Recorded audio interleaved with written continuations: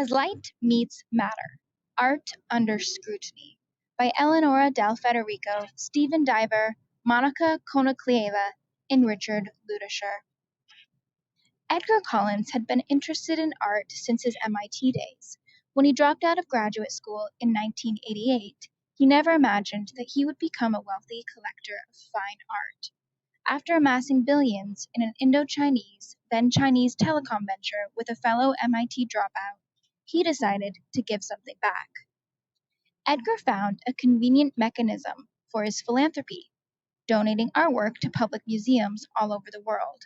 He had traveled extensively with his wife Libby and collected major and lesser-known works. He also developed a keen interest in finding undiscovered artwork. For instance, in 1992, he discovered a new Van Gogh that a Japanese businessman had kept private in his family estate for over 50 years. As his dinner guests arrived on Friday evening, Edgar's eyes were flashing. The guests were buzzing with speculation on what piece Edgar had found this time. Edgar's closest friend, Dmitri, made his way across the room. You've done it again, haven't you? What did you find this time? Another Van Gogh? Chided Dmitri.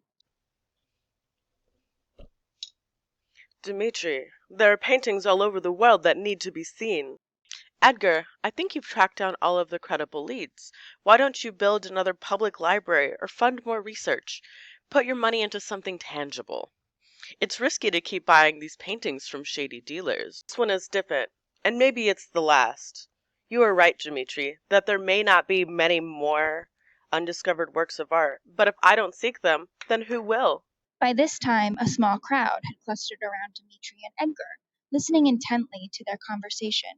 Edgar thought it was the right moment to announce his latest acquisition. Ladies and gentlemen, thank you for coming tonight. I am pleased to announce that in my quest to find undiscovered art, I have unearthed another specimen. I plan to donate it Monday to the city's Metropolitan Museum so they will have a complete expo on the works of Paul Cézanne.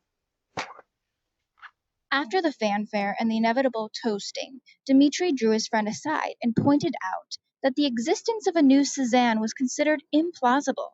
A French curator had researched the lineage of all known works in 1995 and concluded that no new paintings were likely. Likely, but you saw it. It feels like a Cézanne. Dmitri admitted that it looked authentic, but considering that he purchased it from the infamous Joseph Berg, who was known for passing counterfeits, unknowingly, he claimed, Dmitri still had his doubts. Monday evening, Edgar received a call from Dr. Wanless, the curator of the Metropolitan Museum, who was also organizing the Cézanne exhibit. She was a little flustered. You see, Edgar, the painting, while beautiful and possibly a Cézanne, might be a fake. The board of the directors has had this happen before, and they have indicated in no uncertain terms that they will fire me if another fake makes it into the exhibit. They find this sort of thing to be very embarrassing. You see, I must be sure. We must be sure. Okay, Dr. Wendless, I understand. Dmitri shares your concern, and now so do I. Let's get this investigated and then make a judgment. After analysis by her staff and consultants from the university, Dr. Wanless arranged for scientists at Spectrotech to examine the painting. They had done a few investigations previously for the museum and determined, using a combination of spectroscopic techniques, that a Rembrandt hanging in the Hague's museum was painted by one of Rembrandt's students. Dr. Wanless thought it was remarkable how the ways of seeing now included most of the electromagnetic spectrum. On Friday, the 4 scientists from Spectrotech gathered in the seminar room at the museum. Edgar and Dr. Wanless were there with most of the museum staff. Dr. Wanless asked her trusted colleague, Dr. Phil Mardon, to summarize his findings, which were representative of all the art historians that she had interviewed. Before we discuss the scientific evidence about this painting, let's hear from Dr. Mardon about what art historians think. Dr. Mardon was visibly excited as he took the podium. Good evening to all of our distinguished guests. Let me just begin by saying that this is the most exciting painting that I have ever seen. I believe that Edgar has purchased a previously unknown Cézanne. The painting is unsigned, but that is not unusual for Cézanne, as he only signed a few of his paintings. This painting is very similar to a Cézanne in the Barnes Foundation in Marion, Pennsylvania. It is smaller, about 55 by 125 centimeters, but it has many of the same visual elements, composed into a different arrangement. Cézanne did not paint from nature, but composed in his studio, using elements that he had seen and had sketched separately earlier. It is a brilliant composition, very characteristic of his constructivist phase in the late 1880s. The brushwork is characterized by solid groupings of parallel, hatched brushstrokes that build up a sense of mass within each visual element in the composition. Under low magnification in the microscope, the fine structure of the brushwork is indistinguishable from other paintings of his in our collection. In short, I would stake my reputation that this is a previously unknown Cézanne, probably painted in the late 1880s, and I believe that all of my colleagues would agree. Dr. Wanless took the podium again. Thanks, Dr. Mardon. Your analysis is extremely helpful, and furthermore, it helps date the painting to the late 1880s. Now, let me introduce the scientists from Spectrotech. We have Dr. Boushey leading the investigation with Drs. Anderson, Montoya, and Simpkins. After the introductions, the chief scientist, Dr. Boushey, stood up and spoke. We have decided to present our findings first before making any final conclusions. I investigated the ultraviolet UV spectrum of a paint chip collected from the upper right corner and the UV spectrum of incident light showed a substantial absorption from a polyene present in the paint material. For you non-specialists, a polyene is an organic constituent of the oil base used in this painting. Typically, polyenes are oxidized over time, which causes their absorption to decrease. For paintings that are a century old, the absorbance at 300 nanometers is typically 0.15. However, the painting shows an absorbance of 0.6, suggesting that it is not likely to be 100 years old, as evidenced by my research. Dr. Boushey, this is convincing. But the polyenes could be contaminants caused by soot or burning lamp oil or even cigarette smoke. Isn't that true? Dr. Wanless. That is true. We have no way to know how this painting was cared for. The environment could contribute polyenes to control for possible contamination. 4 different strata were taken from another paint sample, which was 100 microns thick. Each layer was analyzed by UV spectroscopy and produced nearly identical absorption spectra, Explained Dr. Boushey. Dr. Anderson was the second to speak. This is a good place for me to jump in. I'm Dr. Anderson, also from Spectrotech, and like Dr. Boushey, I used a spectroscopic technique to examine the painting. I used infrared spectroscopy, IR. We use IR to detect anomalies beneath the paint, such as the presence of other paints and the types of binder used and so forth. The data from the IR spectra obtained both from IR refractography and transmission spectra indicate that this might not be a Cézanne at all.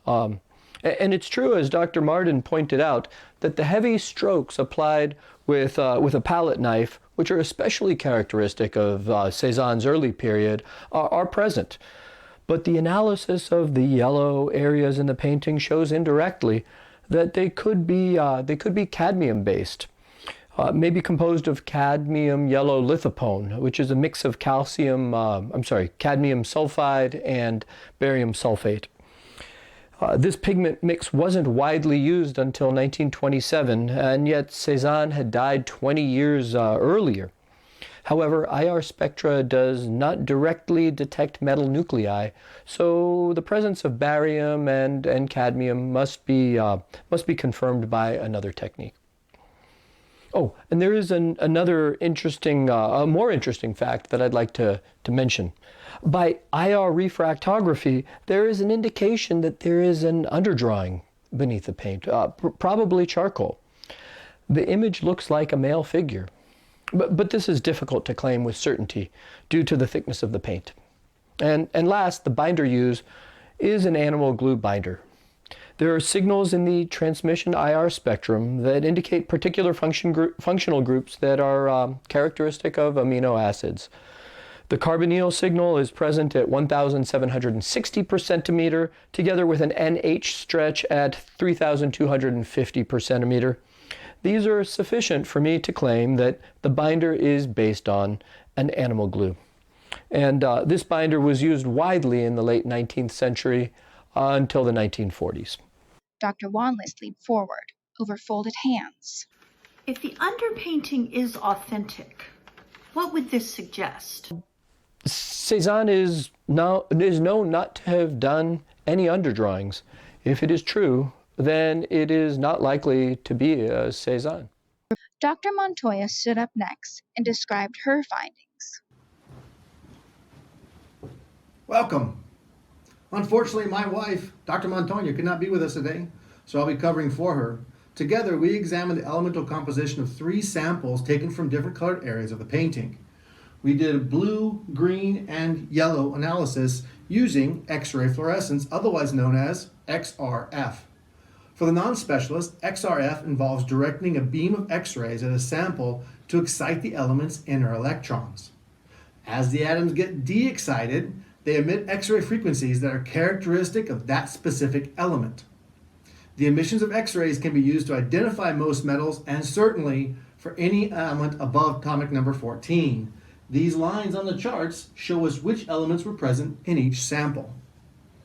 For instance, the yellow pigments are consistent with a mix of chromium yellow, so you can see chromium spikes, and yellow ochre ferric oxide hydrate. We also have spikes for iron. The blues are in agreement with a mix of azurite, basic copper carbonate, and cerulean blue, also known as cobaltous stannate. And the green areas show cobalt, zinc, chrome, and lead emission lines in agreement with cobalt green, which is called cobalt zinc oxide, chrome green oxide, lead white, which is called basic lead carbonate, and again cerulean blue. So again, we have in the green area different elements. All these pigments were known and widely used before and during Cézanne's lifespan. In addition, the absence of titanium, cadmium, barium, and manganese lines is also good news. Pigments containing these elements were not available until 1920s and 1930s, and Cézanne never could have used those. So those elements would have shown, manganese would have shown a peak at 5.8 in the blue sample, and cadmium and barium would have shown peaks at 23, 26, and barium 1 at 32, and none of those peaks showed up, so those elements weren't there. Therefore, from an X-ray spectroscopist, that's me, point of view, this painting is an original 19th century painting in agreement with the compositions of pigments available during Cézanne's lifetime. We cannot, however, exclude the possibility that it was painted by some kind of 20th century unscrupulous genius who not only is a skilled painter and art historian, but also a material scientist. Unfortunately, it is much easier to de-authenticate a painting by finding anachronisms than it is to authenticate it. Dr. Wanless was impressed with the conclusions suggested by the data. Very lucid summary. Thank you. Now turning to the last member of your team, Dr. Simpkins. What did you find from the luminescent images, Dr. Simpkins? Well, let's see. I examined fluorescence from the surface of the painting using both shortwave and longwave UV excitation from a mercury lamp. With our spectrometer, we can collect a full emission spectrum from any area of the painting, collecting emission from an area as small as a 2 millimeter square. As you know, Dr. Wanless, this provides only information from approximately the top 50 microns or so of the painting surface due to the low penetrating power of the UV light.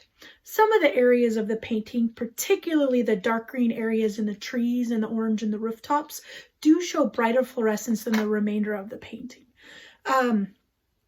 Such bright areas are also found in another painting by Cezanne called Mardon, now at the Brooklyn Museum of Art. It's really good, you should see it. And they're found in the same visual elements, also in the trees and also in the rooftops. The emission spectrum of both the green and the orange pigments in Mr. Collins' painting are similar to those found in the Brooklyn Cezanne. So the fluorescence data support an attribution to Cezanne. Yes, agreement with this degree of confidence is strong support that the pigments were made in the same studio and even by the same artist because of the variability in the hand-ground pigments.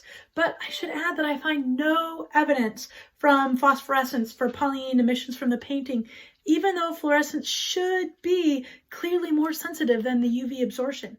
Dr. Wanless shifted uncomfortably. Oh. Doesn't the fluorescence data contradict the ultraviolet data of Dr. Boushey? Yes, it does, but it is possible that some other compound is present in the pigment and it's quenching the Pauline fluorescence enough to lower the signal into the background. Philip Mardon spoke up.